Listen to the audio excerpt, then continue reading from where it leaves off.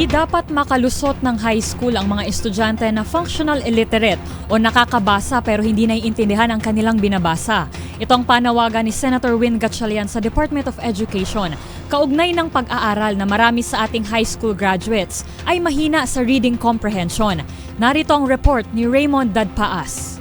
Hinimok ni Senador Sherwin Gatchalian ang Department of Education o DepEd na tutukan ng mga estudyanteng may tuturing na functional illiterate o mga estudyanteng marunong magsulat at magbasa ngunit hindi naintindihan ang binabasa kahit ang mga simpleng kwento. Kung si Gatchalian ang masusunod ay huwag payagang mag-graduate ang mga batang functional illiterate. Mahalagang maturuan ng gusto ang mga ito para na rin sa kanilang kapakanan. Sa survey ng Functional Literacy Education and Mass Media Survey of LEMS na ginawa ng Philippine Statistics Authority mula 2018 hanggang 2024 ay may 18.9 million ang nag-graduate ng high school ang mahina sa reading comprehension. Nangahulugan na isa sa 5 nag-graduate ng high school sa mga nakaraang taon ang hindi nakakaintindi sa mga simpleng kwento na binabasa na dapat alam ng mga guro at principal. Sabi ni Gatchalian na siyang chairman ng Senate Committee on Basic Education, nakababahala ito dahil ang layunin ng basic education ay makamit ang functional literacy para sa mga batang mag-aaral.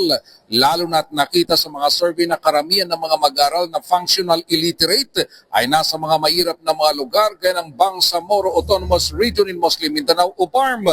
Pinakamataas ng functional illiteracy ay ang lalawigan ng Tawi-Tawi, Davao Occidental, Zamboanga del Sur, Northern Samar, Basilan, Sarangani, Samar, Agusan del Norte, Sultan Kudarat at Lanao del Norte. Pinakamataas naman ng literacy rates ay ang sa lalawigan ng Apayao, Benguet, Romblon, Nueva Ecija, Bohol at Rizal, South Cotabato, Bataan at Cavite at lalawigan ng Bulacan. Para sa MBC TV Network News, ito si Raymond Dadpaas ng DZRH, una sa Pilipinas, una sa Pilipino.